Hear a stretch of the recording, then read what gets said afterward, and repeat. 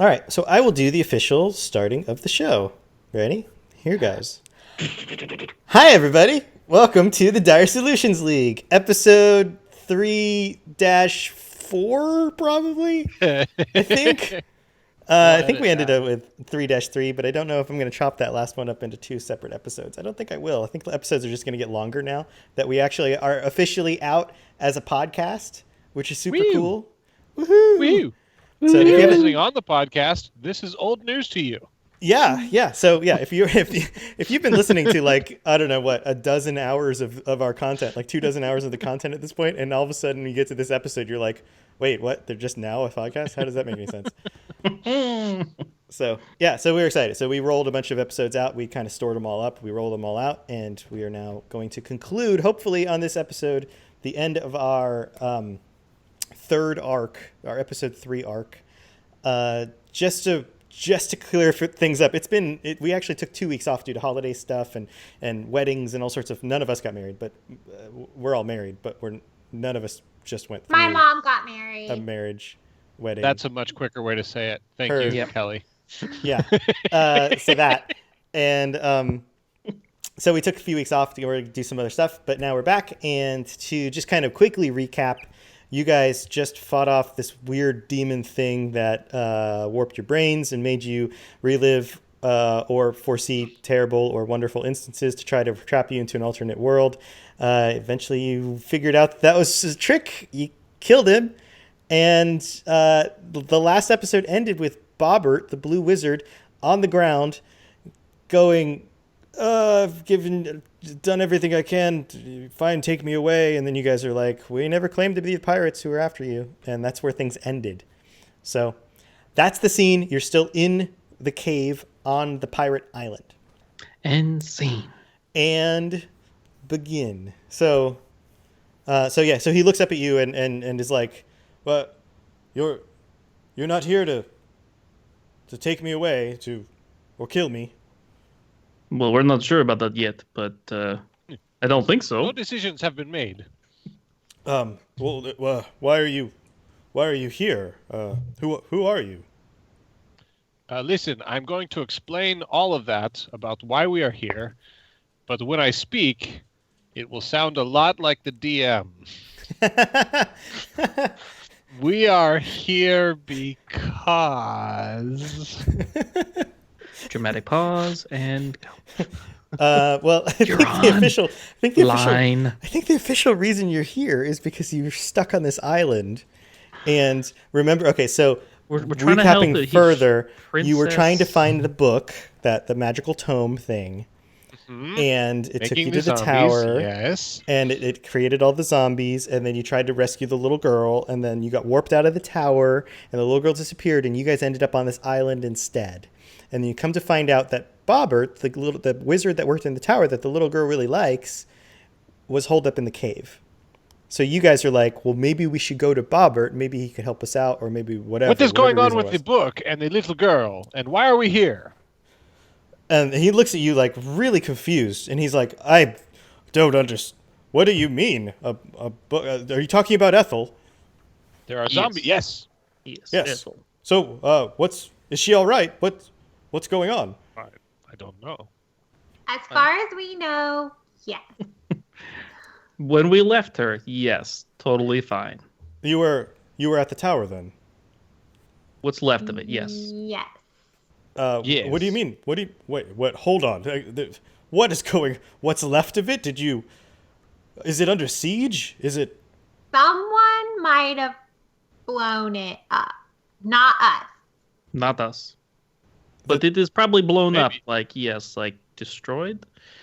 Most of it, though. Some of it's still there. Weird architecture. Do not like the layout. He looks really concerned. He's like, and Ethel, but she's all right. Did you see her? When we saw her last, she was in one piece and not dead. Well, that's good to know. Correct. Well, we have to leave right now. I dare say we are responsible for her not being dead. Oh, yes, that's true. This is true. She is important to you, no? Yeah, well, I've been tasked with taking care of her. That's why I lived in the tower with her. I mean, I was the I am the wizard for Excellent. I'm the king's wizard. Well, and Rogelio pulls out a contract, and he says, "Well, if you will simply sign here to ensure retroactively her insurance, her life, and it is a small fee. If you will just simply add your signature here for the services that we have rendered in protecting the little girl." I pull out a pen.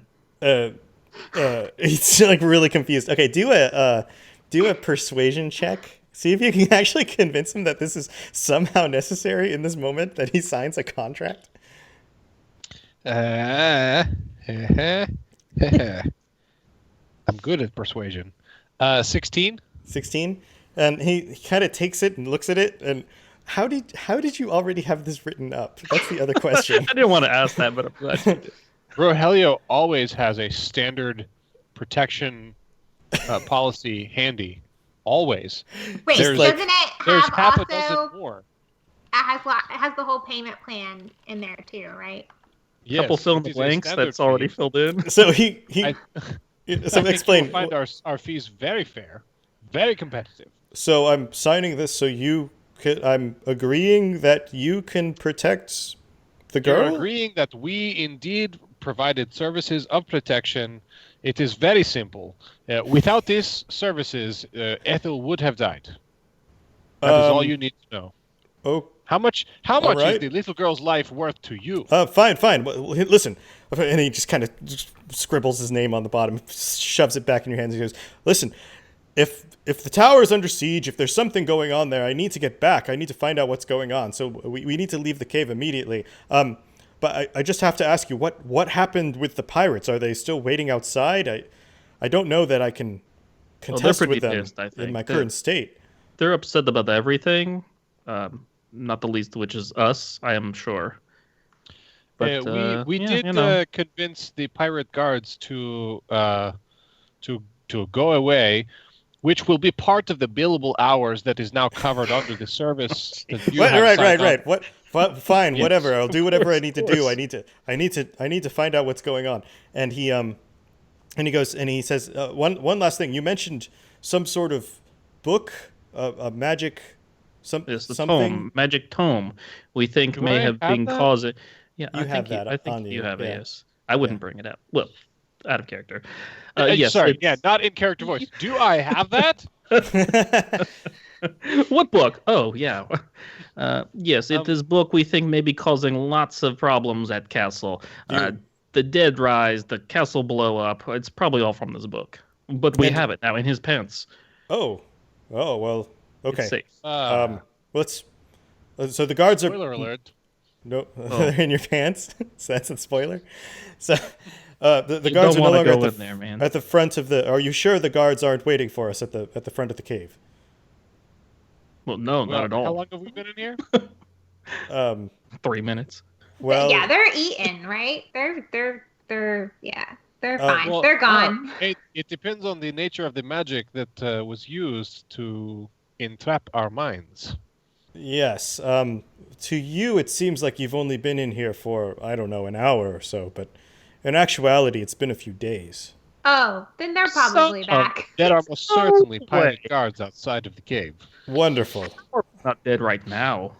Well, tell you what, let's head to the front of the cave and see what we can see, if we can tell that they're still there. Indeed. So he starts just like Cave? walking towards the way that you came into the cave, and he seems like he's in a hurry. He's very concerned. What was that? Are we hungry? Yeah, that's what I was thinking. Yeah, I'm you guys are like super famished. Yeah, I'm you're so just super parched all hungry. of a sudden. Yeah, you're parched. He pulls out an apple from his robe and starts eating their apple, and you guys hungrily look at it, and he kind of sticks it back in his robe. I take the apple. Takes a sleight of hand. You Yes, just I take sneak the it apple. from him when he's Do not it with the looking. Yeah. Do a I sleight don't of hand mind check. I don't mind if he notices. Mhm. Sleight of hand 23. 23. Yeah, he Oh, doesn't sorry. even notice. Sorry, 19. Yeah, he still doesn't notice. He he puts it back in his robe. He looks the other direction. You kind of sneak around the side, slide it out of his robe. He doesn't notice that it's gone. Oh, thank God. Oh, yes. So he's up ahead of you. He's walking towards the opening of the cave, and strangely enough, once you get to the place where you can kind of see the light coming in from the front of the cave, if you remember when you entered it, it sloped down very steeply. So it was very hard to see further into the cave. And you can see kind of on the reflections of the floor and then the wet rocks, what seem to be reflections of the light that would be coming in from the entrance. And the light is not a blue cast, like a whitish bluish cast, the same way it was during the daytime with like the water and the blue sky, what you would have expected. It's actually very reddish. Looks a lot like the color of the cloud that was hanging over the tower. Yes. Oh, that's not good. And he goes, what does this mean? It means anyone who dies will come back to life and try to eat you. Oh. Well, have we seen them actually try to eat anybody? Like, that's an assumption. That's just what they do. That's what I've read. Come on, man. Well, Everyone I mean, knows that. from our... Okay. It's common knowledge, man. Well, hold on, wait. I will answer your question in just a moment, but when I speak, it will sound a lot like the DM. Have we seen anybody come back to life and eat somebody? No, they've always fought us. We're just stood there. Yeah. Let's clarify that. On the accounts that you've seen undead things, they've not been so much hungry like traditional zombies as they've just been very aggressive, as if they're just angry. There's this like teenage hormones, anger. Right, so everybody could just be waking up super, like they had a really bad day or something. I would be upset if I died. The other thing you've noticed, and I don't know if you guys have noticed this, but I'll point it out since now. We're out of character, is that some of the dead things seem to be reanimated. So, for example, skeletons, the wolves that you met in the first episode, the pig. Some dead things seem to reanimate, but also people that were alive seem to pass out and then also they die and then become undead. But it isn't everybody. It didn't happen to you guys. It didn't happen to Ethel. It didn't happen to the captain of the guard. It didn't happen to...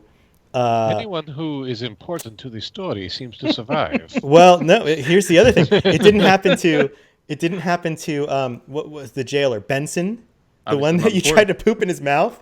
It didn't happen to Benson. I did poop in his mouth until it was retroactively taken away from me. But there's a reason why some people go through that and some people don't. There's a through line there. And I haven't pointed it out. I may not made it explicit. But maybe your characters will figure that out. But for right now, that's what you guys know. I would not count on it. No, we'll definitely not figure this one out. We're all going to die and then come back and die. So Bobbert looks at you and goes, "If we save the world, it will be by accident." So in pursuit of our own greed. So Bobbert says the red light means people turn into monsters. What are you talking about? What is? Yes, my good man. I believe you have the thing of it. You're the wizard. You know what's going on, right? Like, you know of dead things and dead things coming back. Have you seen that before? Of course. I'm a wizard. I know all the things about wizardy stuff. Well, good. Have you ever hired a graphic designer check. before? You're a graphic designer. Inside You must check. know everything about graphic design. Do the Photoshop. I rolled a inside check. That's on an inside check. I got. You obviously he's like to you. He's 16. Clearly still being sarcastic, and he's like, "Listen, I use illusionary magic. I'm a wizard. I have standard training. I went to the wizard's college. I've done all the things a regular wizard does. I won't gloat a little bit, but I was powerful enough to summon that demonic thing to try to keep you out of the cave." But you should not gloat, man. No. Would you But I perhaps don't- claim that you are the very model of a modern major sorcerer?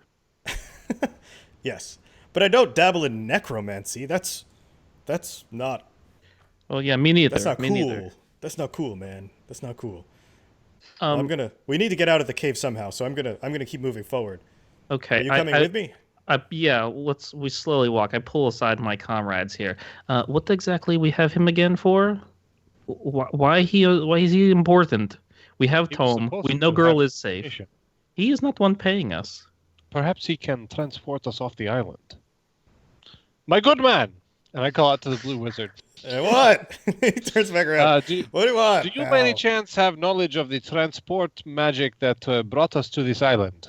No, he doesn't know anything. How? He only deals in small illusions. How did you find yourself here? I used transport magic in order to bring my squad of soldiers to the island. That's why none of our boats are on the shore. That's why we got the jump on them. Wait, he has soldiers? What happened to your squad of soldiers? They were Perhaps killed. we should take a moment to recount your story. All right, here we'll go over it real quick. But I can't impress enough that we have to get off this island. No, yes, it's very important. Yes. So I was tasked. Take a seat. I was tasked about a week ago with. I still eat the apple. The king has been fending off these pirates for a decade, and we decided that if I used some of these gems that I had found, that we could turn that into a portal and have a force of soldiers come through and surprise the pirates on the island and burn all of their ships. And we figured that we couldn't take all of them out, but that would at least get rid of the pirating for a while until they could rebuild. So I led a small force of soldiers onto the island. Unfortunately, burning ships get a lot of attention, and they killed all of my men. That's why I had to run to the cave. So do kitty outfits. Kitty outfits? Isn't that what the soldiers wear at the guard? Oh, the guard tower soldiers wore cat. They have a funny little cat. Yeah, black and pink. Pink. Yes. Yeah. Yes, but the soldiers, like those are the tower guard for that tower. But like the soldiers themselves don't wear those outfits. And so is that clear? I was doing the king's work. Do you have any other things you want to second guess me on, or can we go make sure Ethel's all right? I'm sure they will come up. Why do you care about Ethel so much? Again, I've been tasked with taking care of her for the king. That's my job. I've known her since she was born. She's a very special girl. We've developed a bond. I'm the only one who knows how to be close without you. You didn't try to touch her by any means, did you? Special about her? I definitely did not try to touch her. I definitely hugged her at least once. And his eyes get really big, and he's like, "You're kidding." She touched me. Like, I had arms out. Obvious. I had witnesses, lots of them.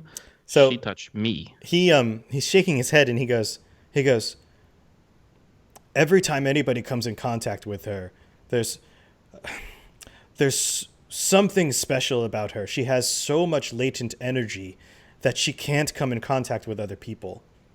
They can't handle it. Well, we're not ordinary people. Not true. You are lying because it's like touching the sun. Is there something more to your story? She has pretty room temperature, like normal body temperature. Yes, I would say 98 degrees. Where did you? 97.7. When you found her, what was going on? Where was she? In the tower. Yes, most of the tower. I'm going to answer your question, and when I speak, it is going to sound like. No. we found her. We found her at top of tower, which did not have roof or walls, but there was a top. Wait, and are you saying there was? It was destroyed. There was a. Yes, something it's crushed the tower, or there was an explosion. The red cloud. No, it's like all the pieces were not there anymore. There was an explosion, and she was on the ground, and Tome was next to her. Yes. All of a sudden, his eyes get really big, and he goes. The bad man was the guard. Let me see the tome. Let me pull the tome out. Whoa. You said you didn't know about what tome was. Now we'll slow your roll. Well, you were saying she was laying on the ground next to a tome and the tower was destroyed. Yes. I'm just making a guess here, being a educated wizard, but you have a magical artifact that comes in contact with a very powerful little girl, and the tower explodes? You don't think that there's something maybe connected there? It's in his pets. I can show you, but you must turn around. All right. So he turns around. Helio pulls out the tome. All right, he looks back at it, and you see him do kind of a little enchantment. He goes, There's no latent energy or magic in this at all. It's as if it's all gone. You're sure this was a magical tome? No. We are sure. Well, of now nothing. you make me second guess myself, man. But this is what was there. And he goes, listen, Oh. obviously the three of you don't understand anything about the way this works. No, hell no. We don't know what the hell's going on. That was what we were saying from the beginning. That's why we're here asking you questions. If she could come in contact with you, and it didn't overwhelm you with her power, Yes. and she came in contact with a magical tome, and what you're saying is destroyed the tower, then I have reason to believe that somehow these two things coming together created a reaction. And I definitely need to check in on her well-being. It sounds like she's in danger. Also, your comrades were asking about you, I think. Some comrades? hot lady in black, and then like another guy, wizard. Oh yeah. The staffs. right? The staffs. Yes, indeed. Yes. Where did you meet saw them? that in another room that was mostly put together. I love you guys trying to remember all the details. They were in a wall, I think. With It was magic. You were in my room. You were in my chamber. Have you ever played the game The Witcher 3? Yes. They were holograms. It was a lot like that. They were definitely holograms. yes, I see. I So think you, is the term they're looking for. I didn't know that was a word that existed in this time. Now I know. I understand. So when I was last playing The Witcher 3, Yes, indeed. which is a wizard's game where an illusion comes over your mind and you pretend to be another character. It is the final installment in the trilogy of the Witcher game. Oh yes, it's a wonderful game. Wonderful game. The communication crystals. You must have been in my tower when you spoke with them. Yeah, those are they are the heads of the wizard tower, the wizard's college. They're the ones who transported you here. Well, Oh yeah, Not hell on yeah, purpose. that's right. Yeah, I don't think that we were supposed to come here though. Strange. Were we supposed to go somewhere else? unless they are bastards. Well, they're probably bastards, but I don't know if it was on purpose. I don't know that. My guess is something went wrong with the spell, but we. What is Or, I can. or they That's knew super- you were here. Yes. No, I didn't. I didn't inform the. Why would I have told the heads of the college? That's a little bit too big of a coincidence. It's as if somebody has planned all this already for us. So, have you ever seen a map? Have you ever seen a map of the area? Yes. I have indeed. So, if you look on a We map have one. We have one. and you look at where Icebake is, Icebake Tower, and you look at the Wizard's Tower, this island is located halfway between the two. And my guess is something went wrong with the spell during transportation that dropped you here on the island. So they messed up a transport spell. The heads of a college. Well, if they were transporting a little girl named Ethel, Wizards. if they were transporting Ethel and there's something going on with her, then they may have that's- underestimated the amount of focus and magic required to transport. Yes, a question. It was Four of Ethel you. with us when we transported, and we Yeah. ended up here, right? And she was. Yeah, and she was gone. is not. So Okay. yeah. Yes. Well, you all have lots of Okay. questions. Enough I of recommend Get us off this place. Chit chat. Let's get going. we make our way to the tower. We make our way to the wizards. We find out if Ethel's all right. It is your coin. Absolutely. We follow you. If All right. if we are halfway to the Wizard's Island, wouldn't we just go to Wizard's Island? What do you mean? What? Well, Yes, like you we said, should back to go the tower. to the It wizards. would be a tower. long Not swim, the, my friend. Not the Well, not Ice Doesn't he Tower. transport like poof? Okay. It's not Well, as you simple know, as listen, poof. the tower's got to have names, or otherwise it's just all one tower to me. Go ahead, continue. He kind of goes, and just turns and starts walking out the front. At this point, he just doesn't care anymore. He's like done with you guys. I assume we were walking and talking. Okay, so you get up to the front and you see the entrance to the cave, and you don't see pirates, but you clearly see out the entrance of the cave that the sky is clouded. There's a red cast to the clouds, to the sky above, and it almost looks like there's this like fire-like electricity kind of running through the clouds as if it's like lightning. Zombie pirates. It's the clouds are swirling kind of quickly. Weapons out, my friends. And he kind of peeks around the entrance of the cave and goes, looks back at you guys and goes, I don't see any pirates or zombies or whatever you're talking about. I push him out. He stumbles out and goes, hey. And he looks around and he's like, Nope, all clear. Okay, let's go. I think we're all right. Now here's the thing. I can get us off the island. We just need to get to the beach. Any beach? What is closest beach? The nearest beach. Hold on a second. And he reaches into his collar and he pulls out a little, it looks like a dog whistle on a chain. And he just blows on the whistle. And you guys can't hear it. It doesn't make any audible noise, at least to you. And he goes, "This Is Herbert here? This is maybe Herbert can hear it. Yeah, Herbert's with her still. This is our way off the island. We just have to get to the beach." And then right after he said that, you hear rustling in the tree line. That I attack. Ready stance. That you just jump into the trees. I attack the tree. You Kinda attack like all the tree. of our reactions. All right, Yours is roll attack, roll for damage mine's to ready, the tree. Finn's, we'll wait. What am I rolling? I don't know. You're attacking a tree. I'm attacking wherever the rustling was. With All what? right. Let's just give it a roll and see if he actually Dark, hits something regular? or not. Okay, You can't see well, anything. it's a natural 17. With my rapier stuff, that's a 22. Okay. Yeah, you jump towards the rustling in the tree, and your rapier goes right through the chest of a zombie pirate. Ah ha ha! I knew So it. roll damage, and then we're gonna roll initiative. Do I get sneak attack? Yeah, that was a sneak attack. Okay, great. Yeah. It was behind the bushes. It couldn't really see you. So that is a 9. Okay, 9 damage. I did Cool. 9 damage. Cool. All right, roll initiative. Everybody roll. 7. 7. Ugh. 10. Gross. 20 total. Cool. All right. I So feel like we you- shouldn't call them zombies. We should like make up a different term, like grumpy men. Grumpy men. Yes, the grumpy men are after us. He's a grumpy one. All right, so the grumpy man was stabbed through the chest, and Rogelio has another move because you got the best roll. Well, I suppose I should attack him again if he is not dead. Okay, go for it. If he is still grumpy. He's still grumpy. He's even grumpier. All right, I He's will attack extra his second time. grumpy. He's so grumpy. That one did not do so good. 11.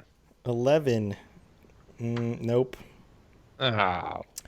Wait, let me double check. Let me find my thing. Oh no, yes, that does hit. Sorry. Fooled you. And 9 again. 9 damage again. All right, he's looking. Where did you hit him? With the grumpy men, I'm always aiming for the eye. Yeah, so no, you got him. You got him through the head. He's dead. He falls over. So you just like, so the picture's kind of cool. You jump into the bushes and you just go whoosh, and like stab something through the chest, and then all of a sudden you notice, oh, it's a zombie, and then you pull it out and go whoosh through its head, and then it just like drops to the ground. You are welcome, my friends. Sweet move. And then I'll step back. Okay. From Okay.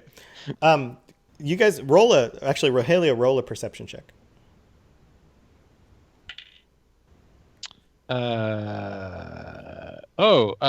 24. 24.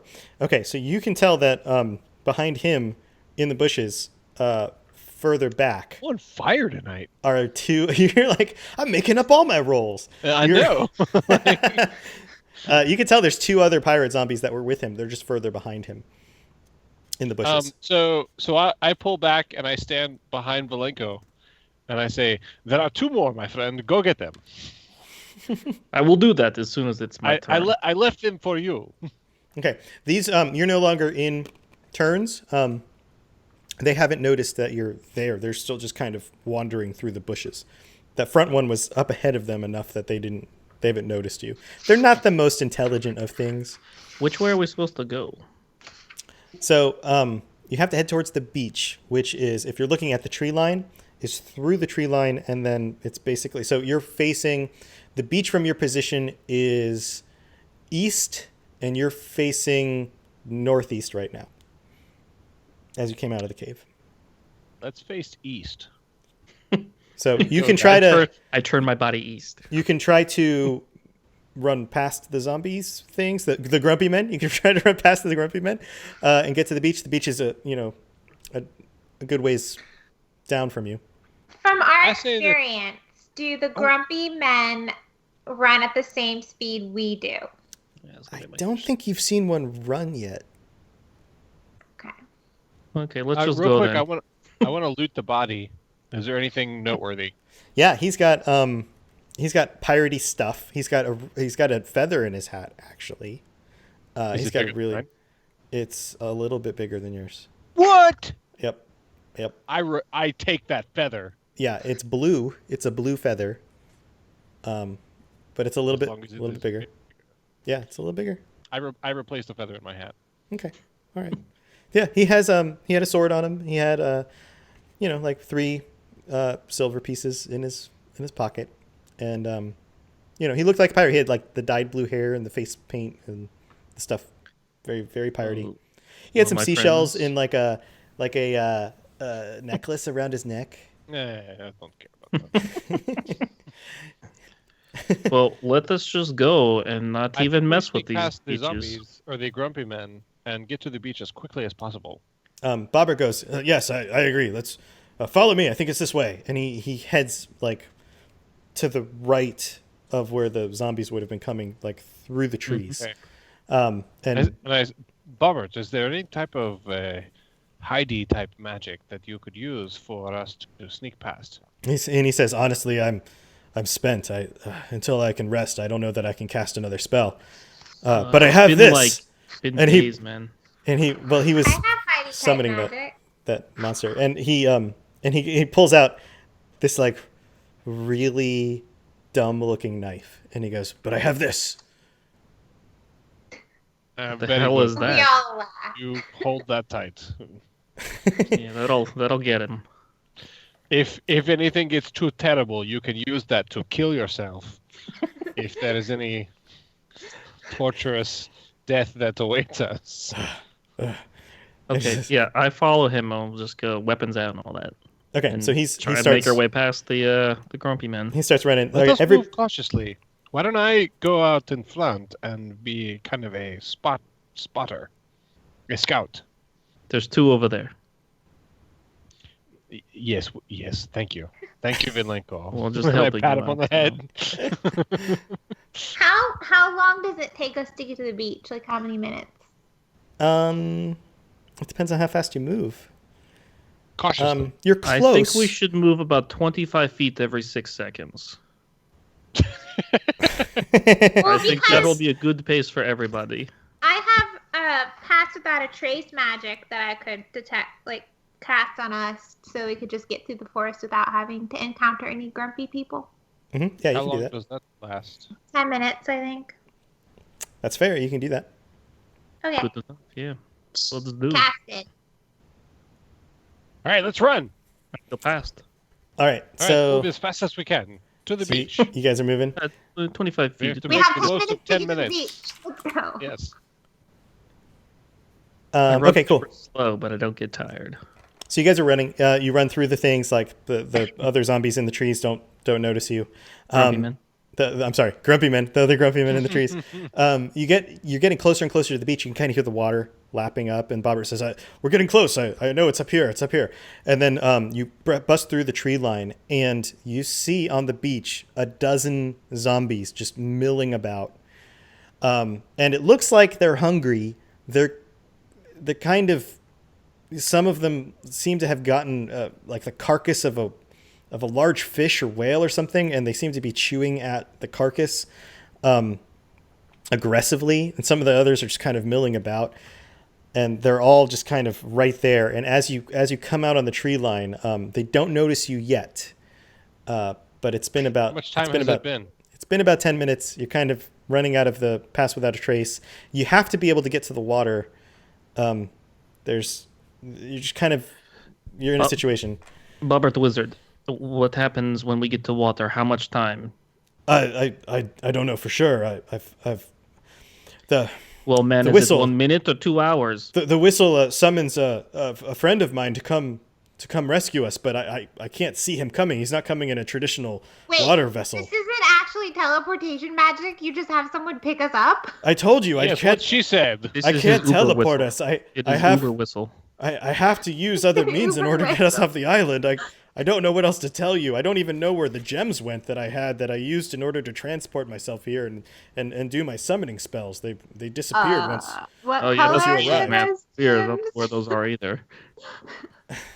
Well, we're just gonna have to wait. I don't know if I can. We all Will kind your of look at friend each be other. able to defeat 12 grumpy men? I don't think so. No. Yes, of course, but is that the wise decision right now?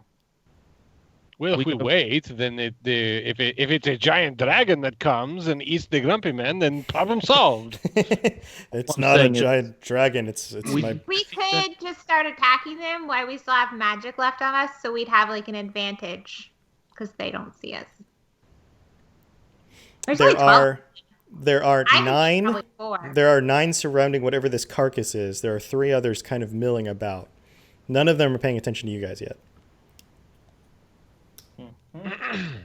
Let's do the couple that are milling about. There's 3 of us. There's 3 of them, Let's just kill them first. and then Um, we'll work on the carcass one. May It'll I be try fine. something first, please? Mm-hmm. Sure. Okay, I'm gonna walk out onto the beach. Okay. What's You your didn't notice. what's your plan? What are you doing? I want to hear what he's I doing gotta before re- I paint the picture. Okay. I have my weapons in hand, but they're dropped to my side a little bit here in my hands. I am going to get within about 30 feet of most of the grumpy men, Uh-huh. and I'm going to channel divinity and try and turn undead. Nice. Nice. And Okay. they have to make a wisdom saving throw. cleric. All right. What do they have to pass? They have to do a wisdom save of 30. I 43. have It's a 40, spell 43. save is 13. 13. Okay. Okay. It's still low. It's still low. They're right they're now. not very wise. So No, all right. So you're gonna aim at the 9 around the carcass as close as I can get. I want all of them if I can. I just have What's to be the- within 30 feet. within. So is the spell like a 30-foot radius, like a circle? Each undead that can see or hear you within 30 feet must make the save. Okay. All right. So we'll go for all of them. Can they see or hear us yet? As soon as you walk out, they start to notice Grumpy you. undead mothers. If you were to start yelling, they would all know you're there. I was just So, thinking yeah, about you're- the spell. You're within. As soon as you start casting, they're going to be aware of you. That's part of the spell, Okay. right? hmm So okay. I don't need to get their attention first. They just. All right. So we're gonna. So let's see. I was thinking So- about the pass without a trace thing. Oh yeah, that would have been good too. Sorry. So I'm going to go through all 12 of them and see Holy crap. who makes it and who doesn't. It's time for a drink. By the way, I ran up a tree. You ran up a tree. Okay, you're up a tree. All right. All right. All right. Just in case this doesn't work. I'm enjoying a homemade sangria with brandy. I soaked brandy with cinnamon fruit overnight, mixed it with port wine and cranberry juice. It's more of a hunch punch than a sangria. I had it for Thanksgiving, and I have a lot left over. Nice. Nice. Okay. So now that I'm done with all my rolling, all 12 rolls, All of You- them made it. so describe what happens when one of these is like triggered. When it triggers, do they? Okay, What's the so typical response? What? well, I don't know what their typical response would be, but this is Exploding. actually the first time I've ever cast this channel divinity. Okay, so your character in doesn't even know what to Vilenko's expect life. exactly. Yes, so I've Okay. learned it. I know of it, but it's one of those rare things I can do. I've seen it done many what times. What does it look like? Describe it. Okay, so Vilenko gets there, and I put my axe away. Everything's very calm, composed, chest up, head up, very confident. And then I start. I have to close my eyes. I have to raise my hands. It looks like I'm doing it very almost choreographed. Like The somebody zombie- probably told me exactly what's happening. Yeah, The I'm zombie sure they're closest watching. to you, It like is definitely turning. Like the 3 milling about turn, but there's one that's closest to you and like looks at you and starts going and starts like kind of getting closer and creeping in. Eyes closed. I don't flinch or anything. I have a sort of choreographed hands raised, and then Looks like head he's up, doing and a then I kata. start. Yes, it looks like yoga, sort of on the beach right now. But I'm a hairy dwarf. And then I start speaking in another language. I'm not actually sure what divine. I don't know what channel divinity would look like. My character doesn't know what it would look like. I would all of a love to know sudden, what the audience sees, the grumpy man, and the people in the trees see. all of a sudden, you from my point of view, it's just very bright and blurry. Right. So I'll explain from their point of view what they see. So all of a sudden, you are illuminated in this bright light, and your chanting gets louder and louder and louder to their ears, and it gets to the point where they have to focus on you and pay attention. And all the zombies like stop chomping on the thing that they were eating on the beach, and they all turn and look. And to their perspective, it's as if you have transformed into your god, and you now look like Lathander standing there, who looks like Brad Pitt. Brad Pitt is on the beach, folks. So you are a bright golden glowing Brad Pitt chanting this holy spell, and 10 of the zombies just immediately, their eyes get so big and they go, "Roar!" and they yell this terrible, terrible sound all at the same time, and then just get up and run in any direction that they can possibly go. Some of them end up in the water, just deeper and deeper into the water. Some of them run down the beach. Some of them run past you off into the trees. But there are the two that were milling about furthest from you, who are not scared by this, and the spell fades, and they immediately start running towards you. And you guys need to roll initiative. Oh, I know what I'm going to do. Hey, I consider that a success. 7. I rolled a 15. 15? 14. 7. I'm going first, boy. 14. All right, let me... Okay, so the one that is starting to run Actually, Zombie 2, I'm sorry, Zombie 2 got an 18. Oh, no. Oh, no. So Zombie 2, immediately runs right towards Volenko and decides to just try to pounce on him. And he's got, all this momentum going, and he just tries to jump at you. And he rolls a 9. No, that's not even. He just misses and just... That's half of what he needs to have. Into the dirt right next to you.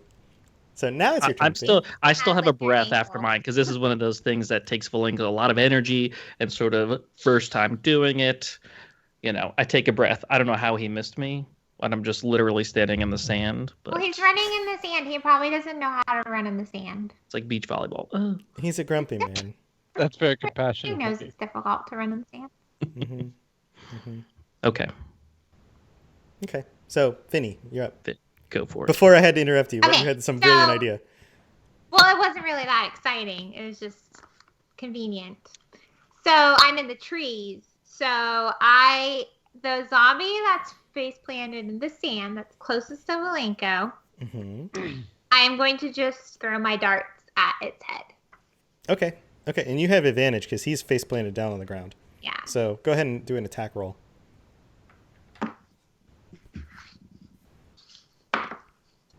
15 plus. Yeah, you got him. You got him. You got him. Okay, do a damage roll. You're just throwing the darts at his head. Yeah. My darts, I get 2 1d4s. Okay. So 3 and 3. 3 and 3, and we're going to double that, so that's 12 total. So, okay. So, all right. Bobbert's up next, and Bobbert runs up to the same one on the sand and he pulls out his really dangerous-looking little knife, and he goes... I say, Bobbert, do not kill yourself yet. We might win. And he looks at you and goes, shut up. And he goes, huzzah! Which is funny because that's Volenko's word. Huzzah? And he rolls a 2. And he misses. And he goes, huzzah! With his little dagger goes, and just hits the dirt next to the Yeah, don't worry, head. buddy. That's what we expected. And he kind of shakes it off and he goes, this is a lot harder than it looks. Yeah, for some of us. All right, Volenko, you're up. Okay, sweet. So I take out my hand axe, and I assume there's a grumpy man near me. Yeah, there's the He's one laying on the ground. with a bunch of darts he's got sticking out of darts him. There's in another his one head. that's standing, yes? There's one that's further down, closer to the thing on the beach that they're eating. I see the one on the ground. I'm going to leave him. I'm going to go to the one standing, knowing that he has not taken my turn on dead. And so what I want to do with my hand axe and my shield is the goal here is to clasp on his head. So just like a symbol, except one side is a flat shield and the other side is a sharp axe. And so I'm going to try and Okay, go right at neck level there. So try to sever his neck. yes. Okay, Well, that's the idea. All right, go for it. Oh, mother effers. Is it 20? Yes. All right. A natural 20. Natural 20. Yeah, so we're not even roll damage because this is a really smart, fun idea. So you kind of, the thing's like, at you, and you put your shield up on one side, and then you get the axe just in the right place, and it just like chops the thing's head off. And kink, and then the head just goes, like, bounces off against the shield and just rolls off onto the ground, and the body just slumps down. Like my axe is stuck in my shield, like I've clasped it together that hard. That's what I wanted. Like I have a wooden shield, so Tink, right through. Yeah, right through his neck, and the thing just drops and the head rolls off. So cool. He was gonna go, but he's not. yeah. Rogelio, you're up. There's still one in the sand. Feel good. There's just one lying in the sand. Mm-hmm. Okay, That's so Rogelio. Pretty much taken care of. With my Very bonus action, I would casually- like to say before you go, with my bonus action, I say, Bobbert the Wizard, that is how you do it, son. All right, now you go ahead. Everybody's all jacked up. Let's go. I think Valenko is erect. You mean like standing You straight can- up? Well, yeah, No, I am talking about sexually. you can clearly see it too. Dude, you're into zombies? Beheadings. That's what there's a Into violent beheadings. That's weird. So Rogelio will just very casually walk up to the grumpy man in the sand and stabs him in the back of the head with his rapier. Okay, yeah, just get I a roll. love You the still have casual just advantage walks because up. he's Son of a bitch. just laying there. Advantage. Bobber's watching you as you do this. Like, he still feels a little bit ashamed that he couldn't just stab the thing. So 16. Yeah, you get him.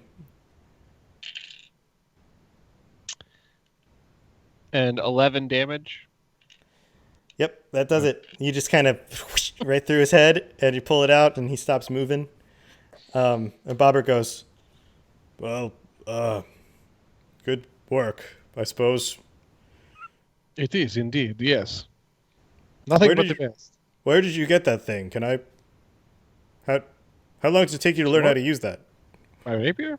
Yeah, he holds up his little dagger and goes, all right then. And he puts his dagger away. Now, and he goes, well, I don't know how to know if the signal worked or if they're coming. I just know that they will be coming to this spot because it's the closest to where I signaled. Let me blow it again. And he blows the whistle again. He's looking desperately. Man can hear that. And he's Mr. looking desperately Bobbert the into the Wizard, water. is it possible your rescuers are already dead, like everybody else on the stupid island? I don't know. I don't understand how any of this works. Could you give us a little more information on what is coming? It's a friend of mine. His name's Chauncey. Perhaps we should move Yes, of course he is. the fish carcass further down the beach. So you start to It's drag a whale. Yes. I will do it. Do you know how That much is what I whales said. weigh? it. Not What enough. kind of whale? How strong do you think you guys are? We I have would a try it. dwarf. I don't care how Vilenko tries it. Whatever Alright, it We have is. a Do dwarf. Describe it, DM. do a strength roll. Let's see What if is you it? can even move it. I will help. It's like a big fish or a whale or something. It's very mutilated at this part. It's hard to tell what it is. I got a 10. 19. 19. Yeah, you guys pull on it and just like pieces of flesh just tear off, but the Oh, carcass itself just doesn't Oh. move. Son of a bitch. I thought that'd be way cooler. I'm Okay, like let's just go rolling my back to the eyes. group. So in the time that you've been waiting, you can kind of hear rustling from the trees again. And if you recall, there was a big cacophonous roar that went up from these things, and that has somehow signaled others that were in the tree line to come towards you. And there are 13 more that are approaching from the tree line towards the beach. How much channel divinity can you do? My friends, I am pretty pooped, So- actually. The sugar high is wearing off. I don't have much left. I can't do that again. No. I pull them in and I tell them, I think we're going to have to give him our gems. But what if they're worth lots of money? I don't think he needs it. He has stupid whistle. And you hear more coming through the a few of them start to peek Maybe out we through can maybe we can ask him think if he they needs them can before we swim? give it to him. I don't know. Some are in the water right now. What do you need to transport, Blue Wizard? What do you mean? What do I need to transport? What do you need to have a spell that transports? Well, I would need to rest to begin with. I've used all of my magic. Try. Okay, that Yeah, will not do what it. is All this? right, we start Good for- swimming. You guys just jump in the water. Because Rogelio grumpy jumps in the water. men generally Come on, can't my swim. friends, let's go. All right. Man, The I go. grumpy men probably cannot swim.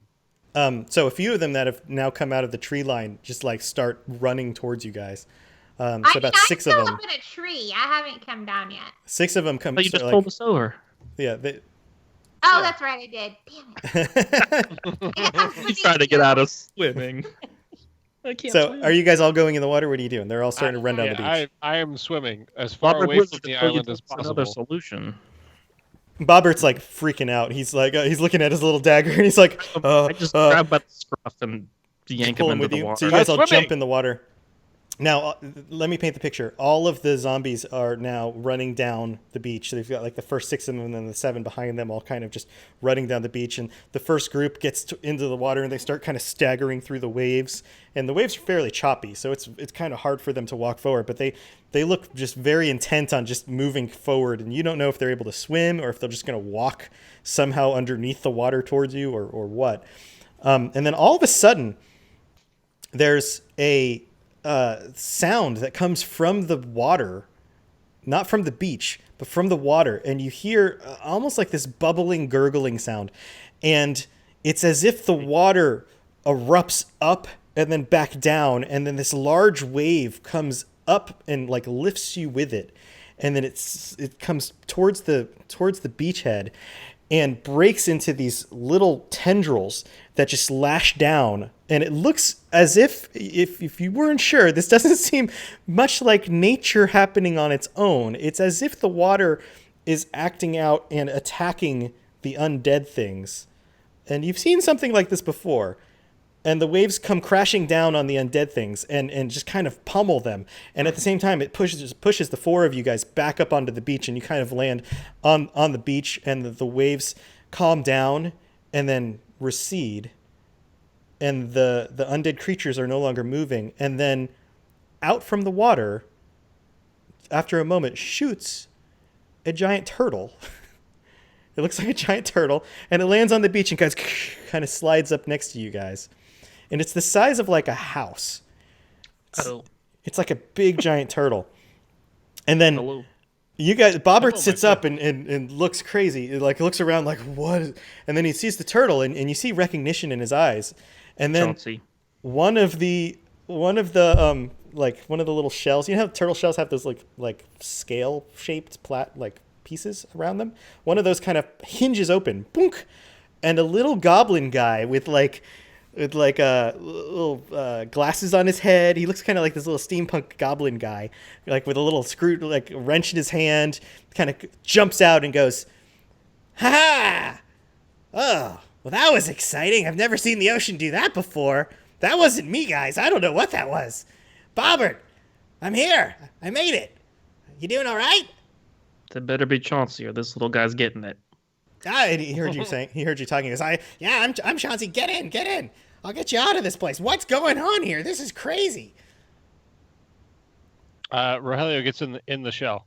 Yeah. Like, doesn't ask any questions, doesn't say anything, just gets in the shell. And Bobbert I'll stands stand up at the door and help usher people in. and reaches to you guys and says, "Let's go. Come on." And reaches down to kind of like pick you up off the sand. I scoop up a little seawater in my little flask jug. Okay. In your Lathander head? Yes.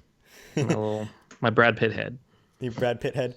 So Bobber's like, oh, let's go. This is our ride. And you hop in, and Chauncey closes the hatch, and he goes, "Well, hey, nice to meet all of you. I'm Chauncey. I'll explain a little bit more later, but I guess it looks like I got here just in time. Those, what are those dead things on the beach?" Grumpy man. Grumpy men, yes. Well, this is what we call them now. Grumpy men. All right. So let's take a break. That is trademark. Trademark Grumpy men. All right, it is break time. TM. Drink time. Congratulations. Drink time. All right. Hey, everybody watching the show. Welcome to the show. How's everybody doing? How's Thanksgiving? Everybody have a good Thanksgiving? I saw Fev in here. Chatham's. What's up, man? How's it going? Who else is in the room? Let me scan through the thing. I don't know who else is chatting, so I can't necessarily tell who else in here. But hey, welcome to the show. The bot should be up and running. If it didn't work a minute ago, did Crush work? Just double checking it. Yep, Crush worked. Yeah, the bot's up. It's working. So yeah, we are officially launched on iTunes. It's been a few weeks. I'm sorry if I haven't been around to do the shows. We've had some holiday break time, and there was a wedding. Kelly had a wedding to go to, and so we took a few weeks off. But in the intervening 2 weeks, we've released the show on iTunes, and now we have episodes all the way from the first episode arc, the second episode arc, and then the prelude arc are now all officially on iTunes. So you can go download those, or on any podcast reader that you have. And those are up, and we will be launching over the next week or so the rest of the episode 3 arc in order to catch up with where we are with the live show. And then regularly we'll just continue to do the live show, and you guys will be able to watch live and see what happens before it gets released as a podcast. And then during the week we'll release each of the episodes live as a podcast. So that's the plan. If you guys should check out let me pull up the iTunes channel. If you haven't checked it out, we've been getting a lot of listeners. A lot of people have remarked and commented. And Kelly, have you checked that out? Have you taken a look at that? Not yet. Here, I'm going to post a link up in the thing. This is really cool. Check this out. Let me grab it. You can see more if you actually open it in iTunes. But just by using that link, you can get to like the web page version of it, which is just kind of like it just kind of highlights it. But you'll see we have 28 5-star ratings, which is cool. And there are 17 reviews that people have left. Things like this one. Sibibor Treblinka wrote, "Show is pretty hilarious. Usually listen on the way to work. If you're into role-playing ridiculousness, this is the right stuff." The Juicer Man wrote, "Super fun and entertaining. I started watching on YouTube, and I'm glad it's finally available on iTunes. I love the creativity and quality of this podcast. It's the perfect soundtrack to a drive home from a day of work when you want to laugh, be entertained, and unwind. I am not even a D&D player, just enjoy a good story." So, yeah, so like people have been commenting and stuff. Man. Super cool. There's like 17 of these. So, if you've been watching the show and have been with us from the beginning and want to jump on iTunes and leave a rating and a comment, that would be awesome. The trick to iTunes is, in order to get more people to be aware of the show, we have to show up on a list that people are going to see. And the way to get on the list that people are going to see is to be on the new and noteworthy section. And in order to do that, within the first 8 weeks of launching, we have to have enough people download the show, rate it, comment on it, that kind of stuff. So, printer, Kelly, though, so hot. I come here for pure hotness. Well, there you go, Kelly. Thanks. Hey, nobody ever says that about me. Aww. Actually, somebody. That's not true. One of the reviews, somebody said Tom's such a hottie on the. I have a feeling that was tongue in cheek, but who knows? Maybe it's genuine. I don't know.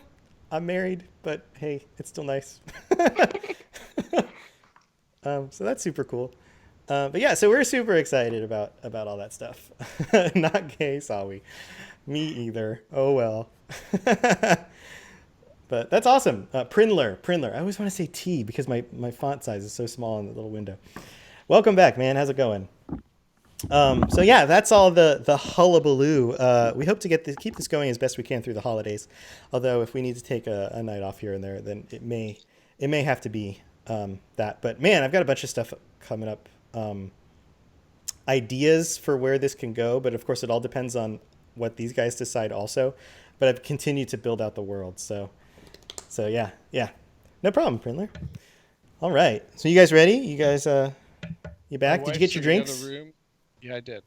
My wife's in the other room watching an anime about wolves that's really sad, apparently, with my dog.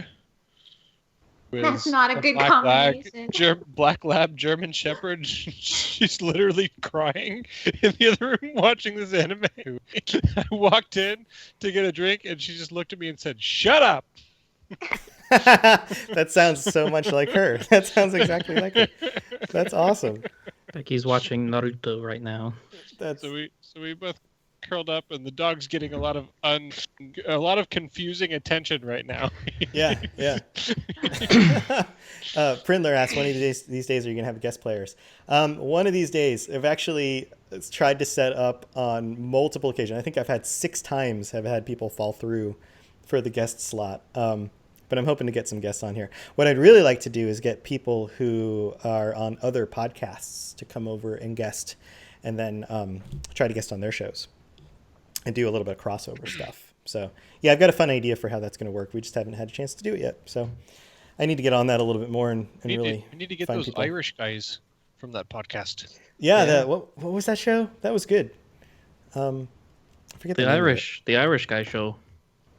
The Irish guy show. The Irish guy show with a woman. Ooh, an Irish woman. Mm-hmm. The Irish accent is by far one of my favorites. Irish and New Zealand. I can't do it. I can do some funny accents, but I can't do Irish. Irish is one of the few I can. Irish is one of the few I can.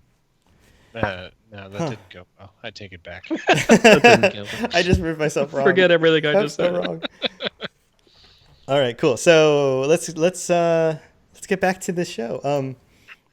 So you guys are inside this what looks like a mechanical sea turtle, and the inside looks way bigger and roomier than the outside would have you believe.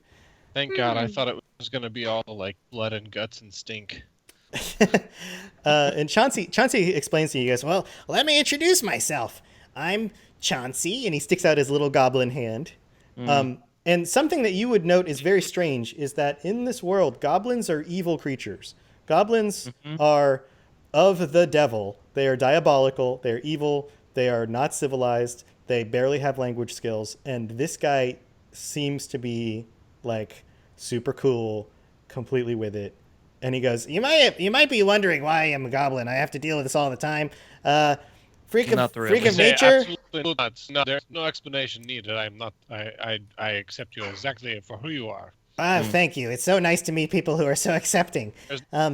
So welcome to my laboratory. I built this sea turtle. I've been dabbling in. I dabble in lots of stuff. Mechanical engineering, enchanting. I've recently been working with. Excuse me. Doing this voice makes me cough. Doing your own voice? It's weird. I'm a goblin. So these things are strange to you guys. You are a testament to your people, my good man. Well, thank you. I've recently started working with the Wizards College, and that's why all of these wizards have these whistles. I've been testing out this new technology in order to signal at a distance, and I just passed out some whistles, and I heard this one blow, so I thought, hey, I'd come check out what's going on. After I saw the smoke in the sky, I thought somebody's over there. Somebody needs help, so I headed this way. But I spent a little bit of time working at the college and making some extra money, and but most of my time is spent with mechanical engineering and enchanting. Would you like to hear about some of my recent inventions? It's about that is so there a good. bedroom with private quarters in here? A bathroom? Yeah. Maybe another time. Oh, well. We have serious business to get to.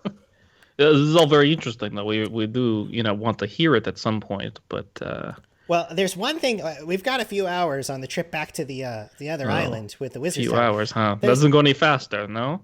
Well, let me show you my pride and joy. And he pulls off this like cloth off of this funny looking like steampunky machine with like it's got like a big door on it, and then that's it. I mean, it just looks like a bunch of gears, some little smokestacks, some like buttons and things, and just kind of a big door that just has a shelf.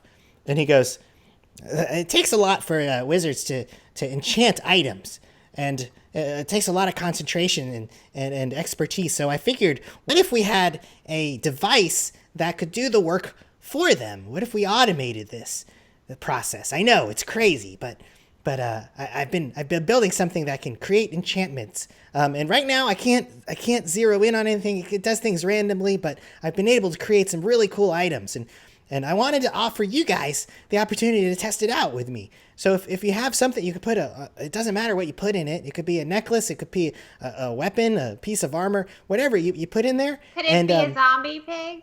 It could be a zombie pig, although I've never tried to enchant. +1 This is zombie pig. untested technology. I've never tried to enchant an animal of any sort. I don't know what would happen. I shush Valenko. Shush. No, the pig is excellent example for. Yeah, you know what? If it hasn't been tested on animals yet, maybe we should try it on Rogelio first. on Rogelio himself. I would Well, never fit. I would recommend. I would recommend letting me tinker with it before we actually put a person in here. But I mean, if you just wanted to put a shoe, like any of your items, you just put something in there. Well, I can enchant it. I promise it'll do something really cool. I think you guys will really like this. Mr. Bobbert Wizard, you can vouch for this man who is taking away hardworking wizard jobs and for robots. Yes. Bobbert's like, oh yeah, Chauncey and I have we've known each other a long time now. He's invented some very very important things for the Wizards College. He's a wonderful asset. That is so good for you folks and people like you to do these things. What I thought, Ray, I just am saying that for a goblin, that is quite. It's good that goblins have opportunities just like regular people. And Chauncey doesn't pick up on any of this, and he goes, "Ha, yeah, that's right. You tell him." And he kind of jabs Bobbert in the gut, and he goes, "I like this guy." So see, I have goblin friends. Mr. Chauncey, what happens if you put already magical item inside magical thing? Well, I believe it just adds another enchantment. I don't think there's a dead. It doesn't remove anything. I immediately hand him my baby beads. Okay.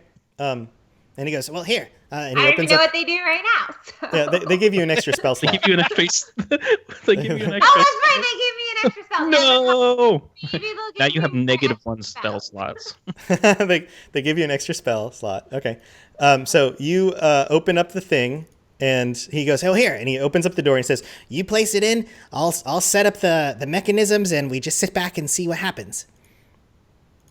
All right? You get inside of it? Oh, okay. So you don't climb inside. You just put the beads inside. Okay, so I put the beads inside. You put the beads inside? Okay. Now, what's going to happen is you guys are going to roll a d20 twice. So roll a d20 twice and tell me each of the numbers. And this will randomly create some sort of effect. We have d10s. Do you know what percentile? 1 and 13. 1 and 13. So, okay. So 1. Hopefully 1 is really good as opposed to rolling against 1, 2, 3, 4, 5, 6, 7, 8, 9, 10, 11, 12, 13. Ooh, okay, interesting. So, so you you put the item in the thing. He hits a bunch of buttons. He pulls a lever. The thing kind of comes to life. Bing! It makes a bing noise, and then the door just swings open on its own, and there's like a puff of steam that comes out. And he reaches in and he grabs the beads and he hands them to you, and they don't look any different. And he goes, "Here's the thing. We have to test it out. So one more second. And he takes it and he carries it over to another device. And he puts it in this other device.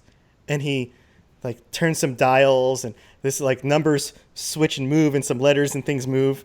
And he goes, oh, okay. I think I know what this does. And he pulls it back out and he puts it over your head. And he says, all right, try to convince me of something. Try to just tell me to jump in the air. Try to convince me to jump in the air. Just do a charisma check.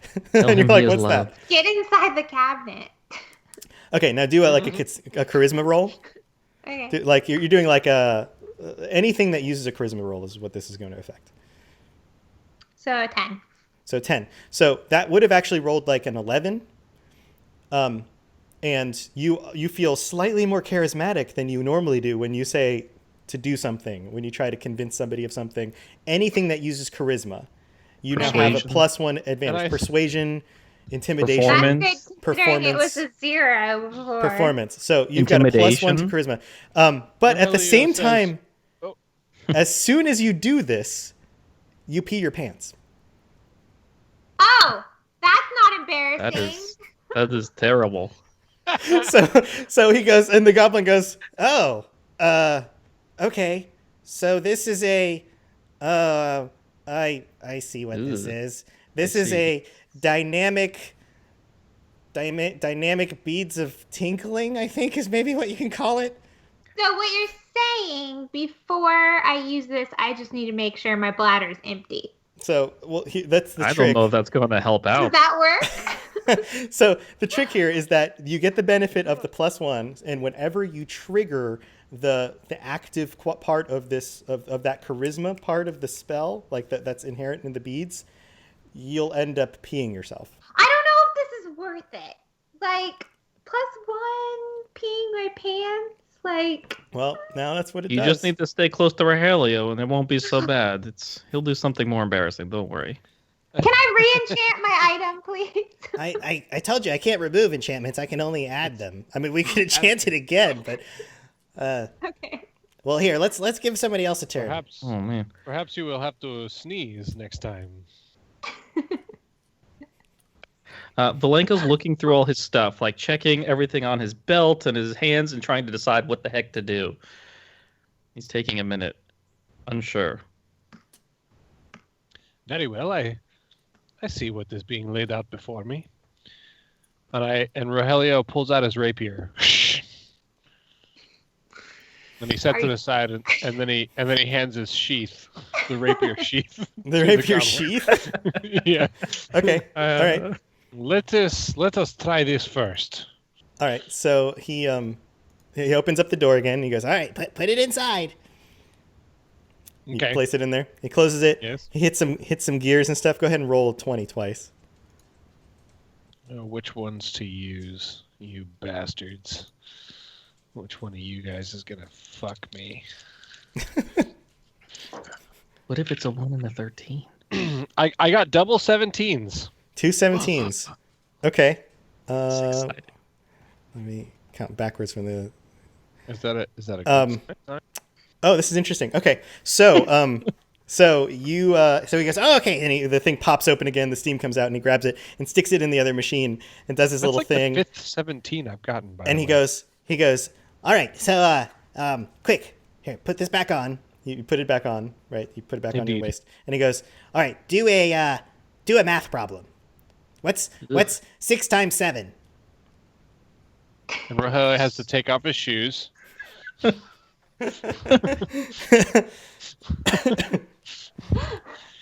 He says, I don't know. What is 6 times 7? Or does Rogelio know? Rogelio knows slightly faster than he normally would what the answer is. Okay. Does that mean... Just in case Chris doesn't know. 42. It's 42. It's only the answer to everything. Rogelio knows. Chris knows. So what's funny is Rogelio still already has like a -1 or -2 to intelligence, right? Yeah. -1 intelligence. -1. So now you have a +1 bonus to intelligence saving throws. Well, I actually have +1 bonus to intelligence saving throws. Okay, so now you have an extra. You have a +2. +2. Sweet. To intelligence saving throws. But as soon as you tried to do the math problem, you all of a sudden look like a skeleton. There's an illusion that comes over you. That's so much better.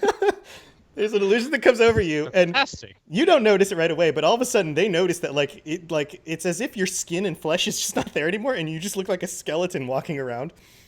So here's the way this works. Anytime that you have to do an intelligence saving throw, you get an advantage on your roll of +1, more than you would have had. But you will look like a skeleton from that point on for the next 10 minutes. Holy crap.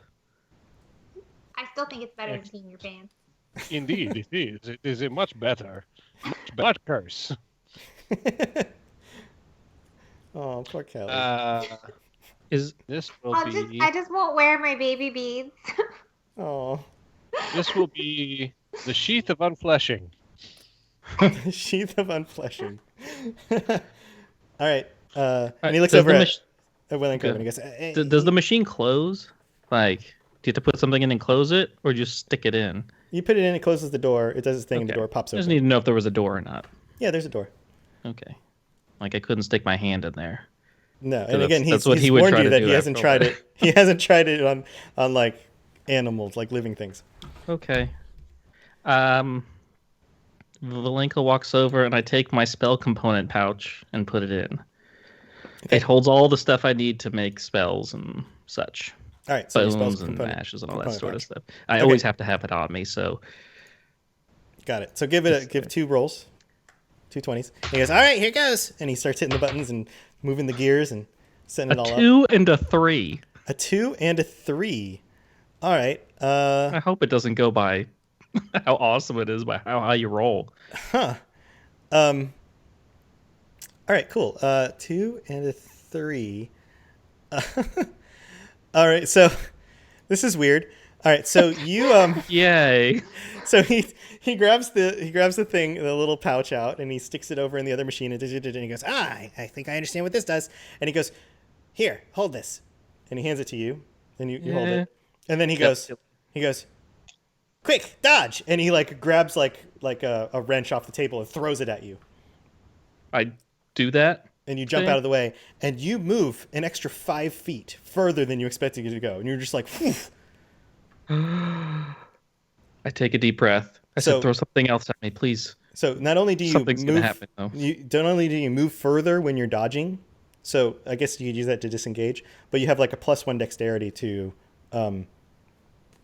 any sort of reactionary dodging type movement.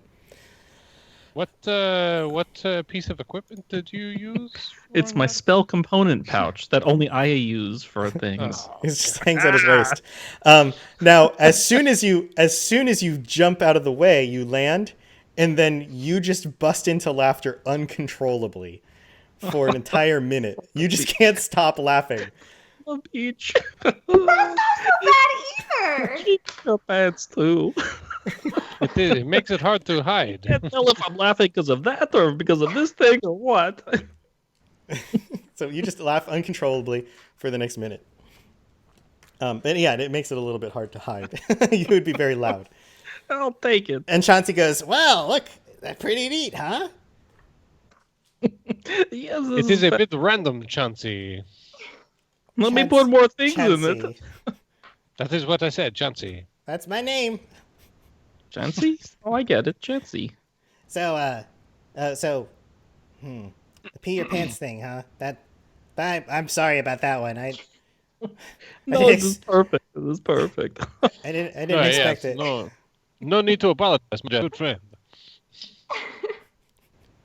Well, all right. Well, feel free to make yourselves at home on the SSS Turtle.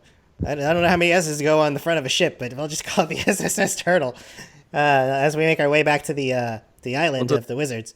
What does the SS stand for? Submarine ship something. Yes, No, that is good. That's enough. That's plenty. That's 2 S's. I'll have to keep thinking on that one. I don't know. So Maybe you should put something in the machine, Chauncey, and to help you out.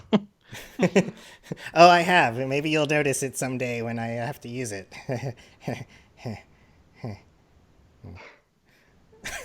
You Um, made it awkward. so Yes. so you guys can, there's some like little like cots and things you can kind of lay down and rest. And in order to wrap up this episode, you guys are we finish up the third arc, so you guys are leveling up. So why don't we go through each of you and talk about what new things your characters will be able to do, starting next week. Ooh. Well, I'll go first because I don't have a whole lot. Clerics at level 3. There's no features that are added, but I get to know an extra first level spell slot, and I get to dive into my second level spell slots, which I have 2 of. And so I got some decent stuff lined up for level 2 that Cool. jump quite a bit from 1. And there's Are there a any big, that stand out that you think you might memorize? good stuff for the group enhance ability. So I can give like endurance and strength to other people and dexterity. Perhaps dexterity. Yes, thank you. Dexterity. I have this cool. Okay, so I took my son's Pokemon folder. I took all his Pokemon cards Does out. he know? Oh yeah, he knows. I said this is more important. No, I gave him something else. So I took his Pokemon cards out, but I got this folder, and I have these cleric cards for D&D 5e. And so Nice. it gives you the most of the spell info on it, and it has the Nice. spell number on the back. And so I We can got just some of flip those through. spell card slots are Uh-huh. awesome. Or the card sets, they're awesome. And so it's a quick, easy, like, oh, what am I doing? Okay, well, I can only learn X number of spells per rest, so I don't have a whole lot to look through, but I've ordered them, and I get... Anyway, so it's good. Oh, yeah, I got Zone of Truth, Spiritual Weapon, Aid, Prayer of Healing, Zone of all Truth. sorts. Zone of Truth is going to be fantastic. That won't be around all the Truth time. is the Mabim Bam guys. The Yeah. Zone of Truth has caused lots of chaos. Yeah, their dad, that's like his go-to spell. I'm going to use Zone of Truth. Zone of Truth. Yeah, pretty good. So, a lot of Cool. good stuff coming up. But so, yeah, so I have that. I don't have anything else besides our normal... I've got to roll for my hit points and all that sort of stuff. Cool. All right. Chris, are you ready? I am indeed. So Rogelio gets to pick an archetype at level 3 of his roguish archetype. And so for Rogelio, I chose Assassin, mostly because it helps me kill good. Imagine that. Yes. Helps me kill Assassin. things. Helps me Killing kill things. good. So he has proficiency with Disguise Kit and Poisoner's Kit as a result of that. And also at third level, he gets advantage on any attack roll against an enemy that hasn't acted yet. Oh, cool. And then any enemy that is surprised by an attack, it's an automatic critical hit. Nice. So, he can assassinate. He can sneak up and You're murder. a damage fiend. You're a murder monster. Mm-hmm. That's right. A murder machine. And a disguise machine and a poisoner's Yeah. guy. I'm an everything machine. And nothing you can say will change that. So he can become a skeleton and then disguise himself as a real person. I didn't write down what those weapons are. You're gonna have to send me a description of those after the show so I can remember what you have. Okay, so I was too busy organizing. Kelly's going to be like, oh, yeah, I remember. It was like a +2, +3 to this. And that was it. Give me That was like, it. That was it. Every time I use it, it makes Rogelio shit his pants. It was somebody else. That's how I remember it. All right, Kelly. So what do you have on your level up? Okay, so I guess when I become a level 3, I get access to circle spells, which connects me more to the land. So I'm going to have to decide what I want to be. I have to think about it. Okay. Yeah, just make sure you're ready for next time. I think Circle of the Land was more like magical. There's and like Circle of 8 the Sea different was things animals. I can choose from. Yeah, and you grew up in the forest, so that maybe that'll make you think about taking that one. Although I'm not recommending one as being better than the others, but However, thematically that makes sense. I also get what you were talking about. I go up to 6 spell slots, so I only have 2 right now. So I'm going to be doing all kinds of spells. Yeah, I think you actually had 3 level 1s, and now you have 4 level 1s and 2 level 2s. Yeah, something like that. Yeah, something like that. Cool. Awesome. Did you see any new spells did you get a chance to look through those yet? Well, there's like a lot of flaming ones that I might be interested in. You should look at dry britches. Because do you have a dehumidify spell? No. Oh, I have a gust of wind. Gust of There you wind. go. That could work. That'll go in tandem with it. There you go. I cast gust of wind on my crotch. I stand with my legs spread and a Or gust I of also wind. have like fog clouds, so I could just like hide it with a big thing of fog. I mean, you could just take to wearing like an extra like skirt or Druid something over Pampers. top of your pants. Kilt. You know, like a kilt or or even just a robe over top of pants that you're wearing underneath the robe so that you can't actually see that they get wet. You can wear Tree Huggies, the Druid diaper. Yeah. Tree absolutely. huggies. Tree huggies. Oh, God. Oh man. I see a new Walmart ad coming. Tree huggies. The Druid diaper. For you and your Druid baby. Oh man, that's awesome. 90% sheep's wool. Don't ask what the 10% is. It's Well, I goat. just leveled It's up my goat. dice. It's 10% goat, 90% sheep. I just did my hit dice. I'm up to 33 maximum hit points. Cool. And I rolled a 6 plus a 3 Constitution, and I get a +1 per level for being a cool dwarf. Nice. Where are you guys, the rest of you at with that? With I'm hit at points? 19. After your roll? Mm-hmm. Yep. Kelly, did you roll your hit dice? Very roguey. I think it's a D8 plus your Constitution. 8 8 total? Did you add? was what I rolled. rolled it. Okay. Nice. Add to your current. Do you have a Constitution bonus? 2 plus 2? Nice. So Wow. now I'm, yeah. Wow, you're like a tanky druid. She's Wait, like a I'm radical 10 druid. now? Like, No, you add 10 to whatever your Plus. hit points, your total was. Oh, I What have was your old 20. total? so So you had 20 or you had 10? I have 10, so now I'm 20. Now you're 20. Okay, yeah, that makes more sense. Okay, cool. I have 45 hit points as a level 3. I'm a level 3 druid with more. What? That's I pretty quit good, D&D. Yeah, that's pretty good. I'm pretty good at D&D, so I got 45 hit points. I'm gonna done this before. I found this Yay. weird kink in the rules that allows me to min-max my character in a way to get the most hit points possible. Oh, I'm pretty good at this. I rolled really well on my hit points the second level. I think I rolled my max hit points on on my hit dice roll. Nice. Cool. All right, so that's where we'll end the show for tonight. But next week we'll pick up where you guys are headed to the Wizards College with the tower on the island with the wizards and the big Nerds. SSS turtle boat. SSS turtle. The submarine ship something. Yeah, Star Machine ship something. Cool. So thanks everybody for playing. Hello and goodbye to everybody in chat. Thank you for hanging out as usual. Download us on iTunes. If you haven't picked up the podcast, go get it. It's on iTunes. If you have a different podcast reader, it's there too. You just have to search through your reader because the RSS feed is live. And if you've missed some of the episodes, it's your chance to go back and listen through them.